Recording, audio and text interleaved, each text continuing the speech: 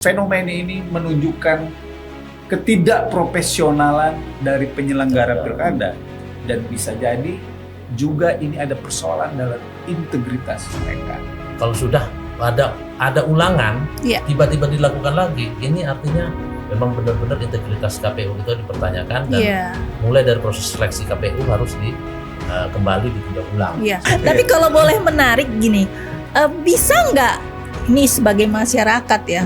Ini kan menghabisin anggaran nih tersia-sia. Apakah penyelenggara pemilu juga bisa diminta pertanggungjawaban terhadap hal ini?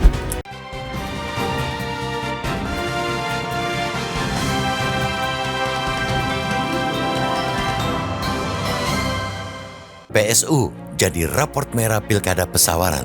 Pemungutan suara ulang PSU Pilkada 2024 di Kabupaten Pesawaran menjadi bukti nyata buruknya penyelenggaraan pemilu di daerah tersebut. Keputusan Mahkamah Konstitusi atau MK yang mendiskualifikasi calon Bupati Aris Sandi Dharma Putra karena ijazah SLTA yang tidak sah menunjukkan adanya kelalaian serius dalam verifikasi administrasi. Seharusnya proses pencalonan sudah menyaring kandidat yang tidak memenuhi syarat, bukan membiarkan kesalahan ini hingga ke tahap pemungutan suara. Hal ini menunjukkan adanya dasar hukum yang dilanggar KPU Pesawaran saat itu, terutama pasal 7 ayat 2 huruf E Undang-Undang Nomor 10 Tahun 2016 tentang Pilkada mengatur bahwa calon kepala daerah harus memiliki ijazah minimal SLTA. Kelalaian atau pelanggaran itu membuat Aris Sandi tetap lolos sebagai calon hingga pemungutan suara, yang menandakan lemahnya proses verifikasi oleh Komisi Pemilihan Umum atau KPU dan kurangnya pengawasan dari Badan Pengawas Pemilu atau Bawaslu. Ini bukan sekadar kelalaian teknis, tetapi kesalahan sistemik yang mencederai demokrasi. Jika proses verifikasi berjalan dengan benar, masyarakat tidak perlu kembali ke tempat pemungutan suara atau TPS dan miliaran rupiah dana publik tidak akan terbuang percuma untuk PSU. Untuk diketahui, penyelenggaraan Pilkada Pesawaran 2024 sudah menghabiskan anggaran sekitar 28 miliar rupiah. Kini dengan adanya PSU, biaya tambahan yang cukup besar harus dikeluarkan lagi. Anggaran ini seharusnya bisa digunakan untuk pembangunan daerah, tetapi malah habis akibat kesalahan yang seharusnya bisa dicegah sejak awal. Selain membebani anggaran, PSU juga berdampak pada stabilitas politik dan pemerintahan. Proses pemilu yang berlarut-larut menunda berbagai kebijakan strategis yang seharusnya bisa segera dijalankan oleh pemimpin terpilih. Hal yang menjadi catatan adalah kasus PSU di Pesawaran harus menjadi evaluasi menyeluruh bagi penyelenggara pemilu. Setidaknya ada 3 hal yang harus segera diperbaiki, yakni memperketat verifikasi administrasi. Dengan begitu KPU harus bekerja lebih teliti dalam memeriksa dokumen calon dengan melibatkan instansi terkait seperti Disduk Capil dan Dinas Pendidikan. Kemudian kedua, mengoptimalisasi peran Bawaslu, yakni Bawaslu harus lebih proaktif dalam mengawasi keabsahan dokumen calon, bukan hanya menunggu laporan. Yang tidak kalah penting, hal ini merupakan tanggung jawab penyelenggara.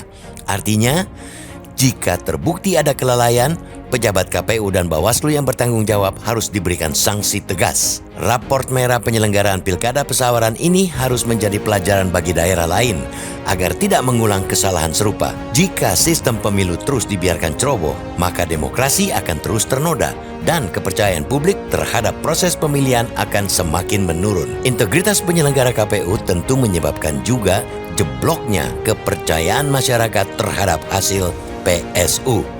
Jangan sampai PSU yang dianggarkan lagi APBD yang masih dalam posisi efisiensi justru tidak bisa melegitimasi pemimpin daerah yang dihasilkan karena ketidakpercayaan terhadap lembaga penyelenggara. KPU dan Bawaslu harus lebih teliti dalam mencermati setiap tahapan yang dilakukan, termasuk persyaratan calon. Yang utama yakni ijazah SLTA. Andaipun ijazah sarjananya tidak diakui, setidaknya ijazah SLTA masih bisa jadi syarat lain. Jika ijazah SLTA-nya yang tidak diakui, maka akan fatal akibatnya.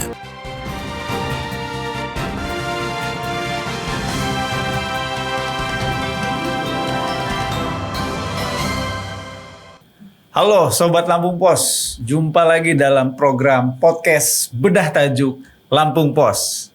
Tetap bersama saya jurnalis Lampung Pos, Abdul Ghafur. Saya Sri Agustina. Saya Musta'an Basran.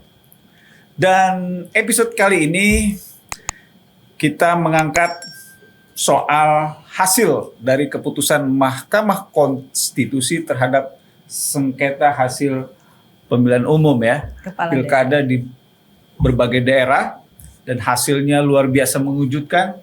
Ada 24 daerah yang itu harus melakukan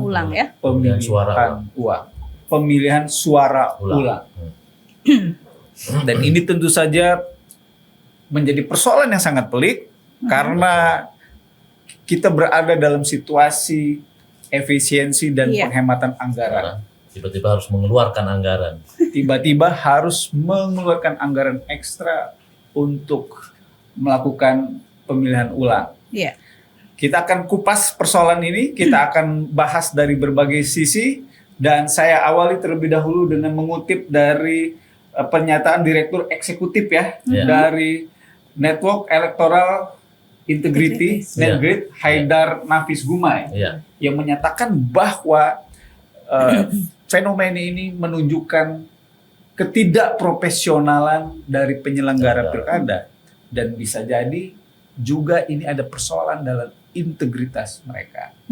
Namun Haidar, mantan komisioner KPU ini menggarisbawahi bahwa kalaupun kita memang harus PSU, kalaupun kita harus mengeluarkan anggaran ekstra, itu adalah sebuah konsekuensi dari upaya untuk menjaga kualitas demokrasi. Dan saya setuju kita harus mengapresiasi Mahkamah Konstitusi yang dalam putusannya telah berupaya berani untuk meluruskan proses demokrasi ini, tidak menyimpang, tidak berkelok-kelok, tetapi tegak lurus. Itu dari saya. Mbak Cici gimana? Saya mungkin lebih menyoroti dari sisi anggaran ya, karena memang ini nggak sedikit ya.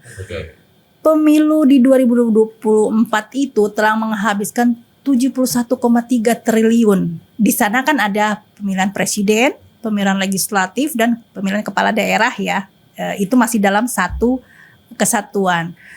Dan oleh Dirjen Anggaran ini, kenapa sampai menggelontorkan segitu besar? Artinya naik ketimbang pemilu sebelumnya, itu naik sampai 57%, karena menginginkan demokrasi dan menginginkan demokrasi yang bagus dan mencari pemimpin yang legitimate. Artinya kita memang membutuhkan biaya tinggi untuk mendapatkan pemimpin yang baik. Tapi kemudian ada persoalan seperti ini, artinya memang harus prosesnya dilakukan, dievaluasi lagi. PSU itu sejatinya tidak perlu ya, seandainya penyelenggara pemilu lebih selektif dalam ketika mau melangsungkan administrasi ya, sebelum menggolkan atau pelaksanaan pemilu. Nah, inilah di sini pentingnya kembali menelaah para penyelenggara pemilu. Itu dari Dirjen Anggarannya ya. Kalau saya sih dari Perludem ya, ada penelitian Perludem Haikal itu menunjukkan bahwa dengan adanya PSU ini 25% naiknya dari penyelenggaraan sebelumnya sampai 24 naik 25%. Ini menunjukkan bahwa ini pasti ada apa-apanya gitu kan. Dan juga terkait integritas dari penyelenggara KPU gitu. Nah, itu harusnya bisa dirunut kembali, dan bahkan bisa ditarik garis kalau sudah ada ulangan tiba-tiba dilakukan lagi, ini artinya memang benar-benar integritas KPU itu dipertanyakan, dan mulai dari proses seleksi KPU harus kembali ditinjau ulang. Evaluasi lagi ya. Saya satu lagi ada dari akademisi Unila, Robi Cahyadi. Itu bahkan dia aneh nih, Bu. Putusan hakim buka tabir persoalan. Aris Sandi itu Pesawaran ya. Pesawaran. Aris Sandi itu pernah menjadi bupati Pesawaran. Dia artinya lolos. Iya, ketika seleksi awal 2015 ya. Iya. 2000, kemudian 2010 2015 ya kan? 2010. Kemudian 2019 2024 dia menjadi calon DPR RI. Ya.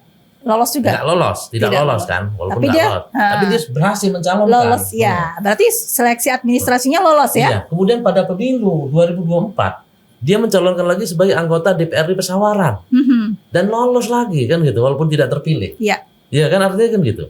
Kemudian tiba-tiba di pilkada dia ijazah SLTA-nya tidak ada, dokumen itu tidak ada. Artinya memang kemana selama ini ijazah yang kemarin-kemarin itu mana gitu loh. Kok bisa lolos sampai Iya, artinya beberapa? kan pertanyaannya adalah kenapa yang kemarin-kemarin bisa lolos ketika ini dibawa ke MK ternyata mahkamah menilai itu tidak cukup bukti Betul. untuk sebagai syarat pencalonan. Ini kan persoalannya adalah mahkamah mendefinisikan bahwa yang bersangkutan tidak cukup bukti tidak memenuhi syarat untuk benar.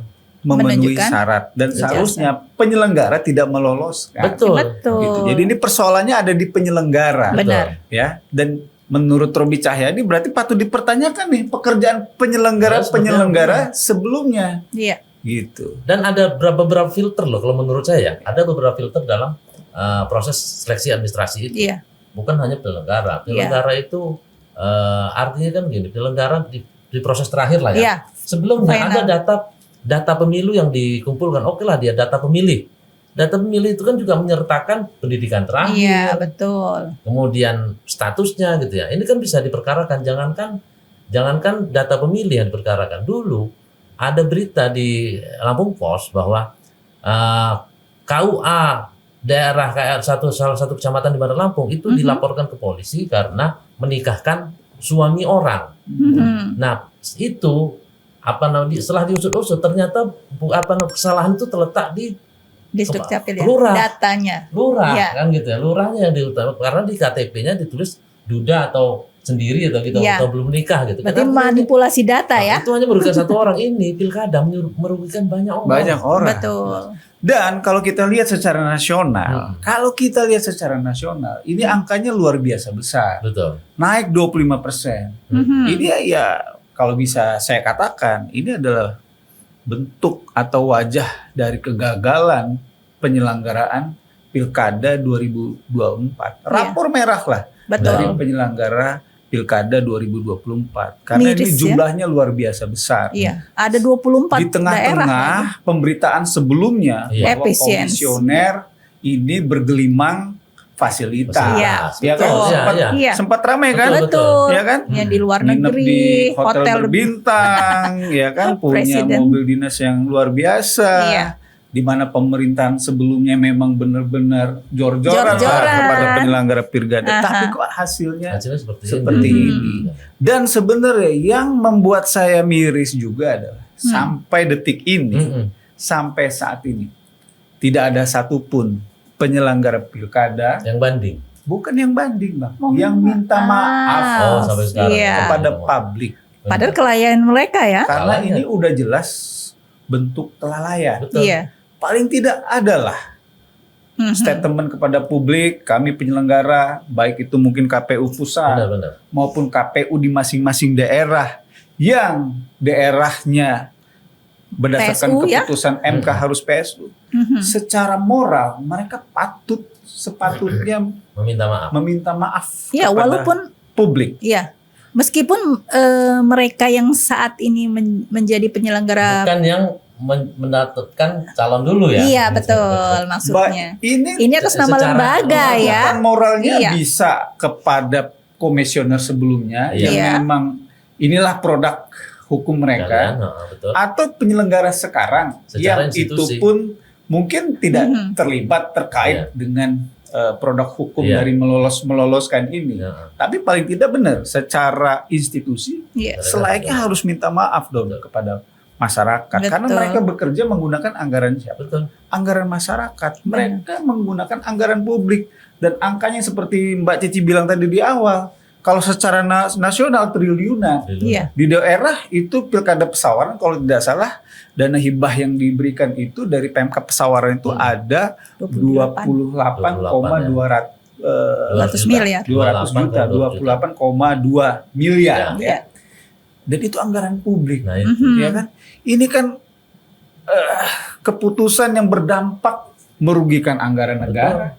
Kemarin kita sudah melakukan berbagai proses dan itu ada biayanya, ada cost-nya, dan itu tidak menjadi apa-apa karena dianulir, ya kan? belum lagi si calon. Betul. Iya kan? Iya. Kalau terseleksi mungkin dia tidak capek-capek, Iya. tidak buang duit, tidak Iya, buang betul. energi, Betul. tidak buang waktu, ya kan? Benar. Benar. Dan juga masyarakat yang sudah meluangkan waktunya meluangkan datang waktunya ke untuk TPS mengikuti seluruh proses dan pilkada, Betul, tidak betul. hanya waktu TPS, Mbak Iya. Cici. awal dari Iya, kampanye. mendukung, hadir ke proses kampanye sampai ketika hari H Iya. datang ke TPS, Iya. ya kan?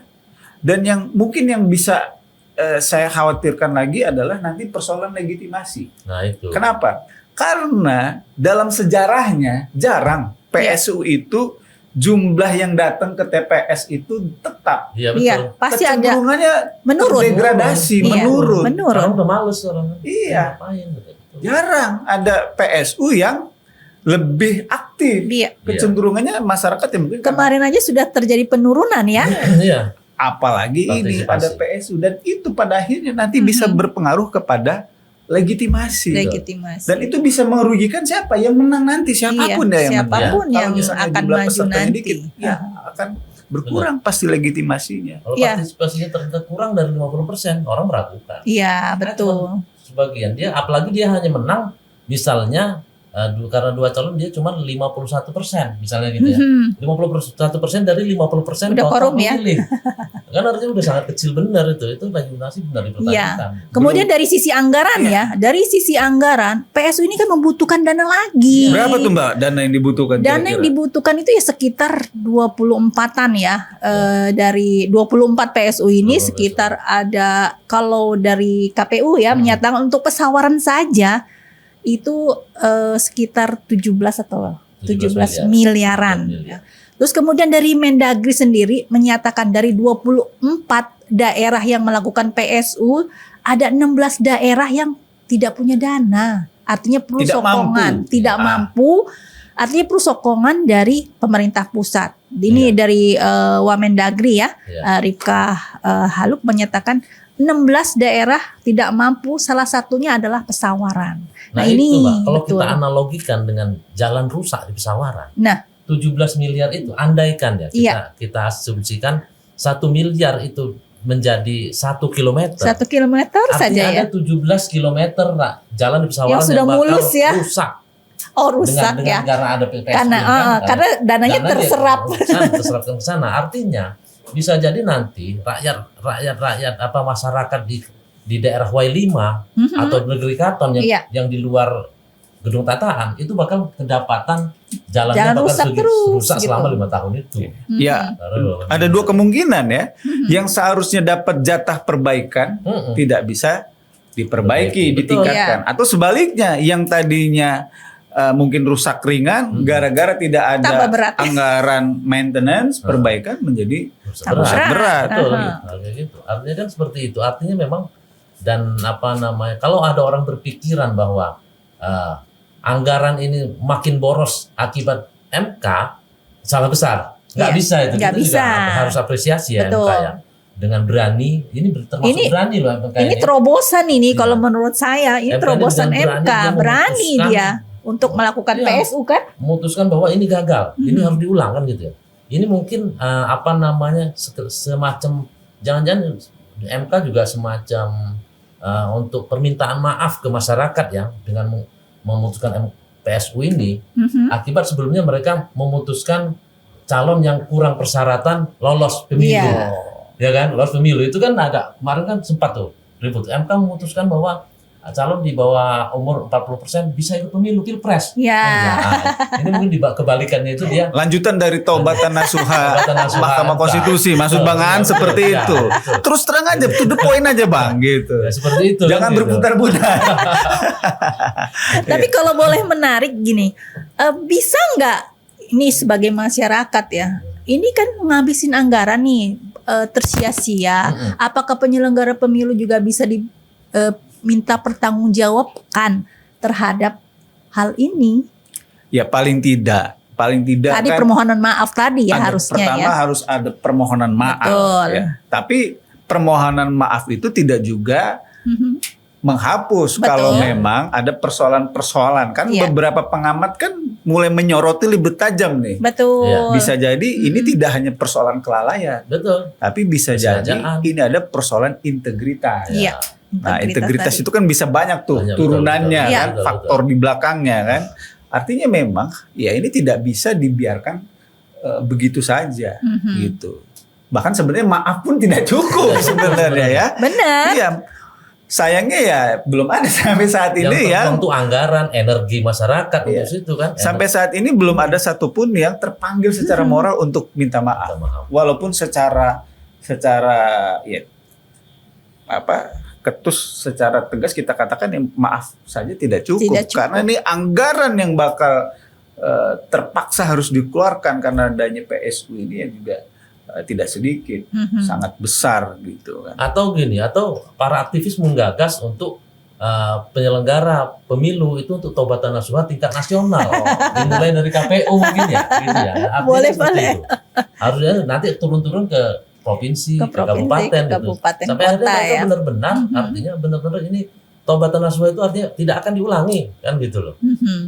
Atau memang perlu ada tambahan dalam sumpah janji mereka untuk benar-benar sudah ada kalau sumpah janji itu pasti ketika dilantik sumpah dan janji itu pasti ada, ya kan. Tinggal bagaimana ini kan sudah terjadi nih. Tinggal Iya. bagaimana DKPP semestinya kan juga bisa.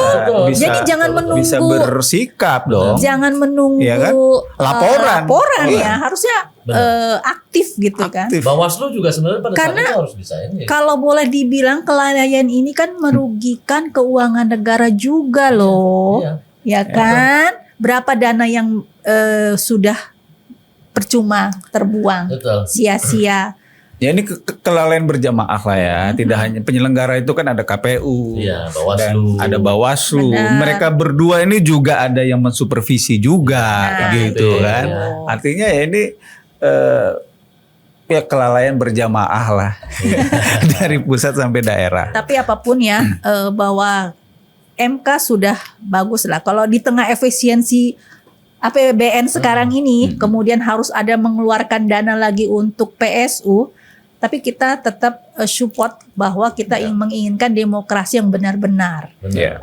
Bahwa luber jurdil itu tetap jalan. Artinya demokrasi yang berkualitas itu memang harus kita kawal, harus kita wujudkan berapapun cost-nya, gitu kan. Dan pasti ada solusi di balik persoalan anggaran ini. Perlulah Pemkab, gubernur terpilih, ya mungkin berkomunikasi dengan Mendagri bagaimana supaya penyelenggaraan pilkada di Pesawaran itu bisa terselenggara. Dan kita juga sebenarnya patut mengapresiasi kepada partai pendukung, kepada masyarakat Pesawaran, karena kalau kita lihat nih kondisinya, ya setelah pasca putusan MK itu kondusif, tidak ada gejolak-gejolak yang memanaskan suhu politik. Ya semuanya menganggap keputusan MK itu adalah sesuatu yang sifatnya mutlak, harus dijalani, dan ini juga semestinya ya harus dibayar ketika PSU nanti dengan proses penyelenggaraan yang paripurna juga. Kita harus mengapresiasi masyarakat Pesawaran yang sampai saat ini juga bisa menyikapi persoalan ini juga secara bijak ya. Karena situasinya benar-benar kondusif. Partai pendukung mungkin dari paslon 1 juga responnya cukup positif, menyambut baik keputusan MK, sehingga semua move on dan fokus untuk penyelenggaraan PSU di Pesawaran nanti ya, 90 hari setelah keputusan MK ya. Nah itu kalau dulu penyelenggara pemilu KPU produk lama itu yang lalai, artinya kan gitu. Nanti PSU dengan KPU yang baru itu memang harusnya dia menunjukkan integritasnya bahwa benar-benar dijalankan kalau memang ini sudah mengeluarkan uang cadangan masyarakat nih yang seharusnya untuk pembangunan terpaksa harus diulang untuk PSU, mereka benar-benar harus menunjukkan dan amanah menjalankan perintah demokrasi itu untuk memilih Bupati Pesawaran yang baru itu nantinya gitu kan. Jangan sampai ada lagi cerita-cerita lain bahwa persyaratan yang tidak memenuhi syarat ternyata bisa lolos. Mbak Cici, ada yang perlu ditambahkan? Ya, yang pasti inilah pelajaran berharga untuk demokrasi dan penyelenggara pemilu harus mengambil hikmah dari sini. Masyarakat juga menginginkan demokrasi yang berjalan dengan apik ya, tanpa harus membuang-buang dana. Ya. Demikianlah Sobat Lampung Pos, bedah tajuk Lampung Pos pada kesempatan hari ini. Kita berharap PSU di Kabupaten Pesawaran dan di seluruh daerah lainnya, 23 daerahnya juga bisa berjalan kondusif. Dan tentu saja kita berharap apa yang terjadi pada Pilkada 2024 ini benar-benar bisa menjadi pelajaran. Sehingga hal yang serupa tidak terulang dan terjadi lagi di proses-proses pesta demokrasi selanjutnya. Terima kasih sudah mengikuti program podcast Bedah Tajuk Lampung Pos. Jangan lupa untuk subscribe, membunyikan lonceng agar informasi terkirim. Klik like dan tulis komentar di bawah ini untuk tanggapan saudara-saudara kepada Bedah Tajuk ini atau isunya. Sampai jumpa dalam program podcast Bedah Tajuk Lampung Pos berikutnya.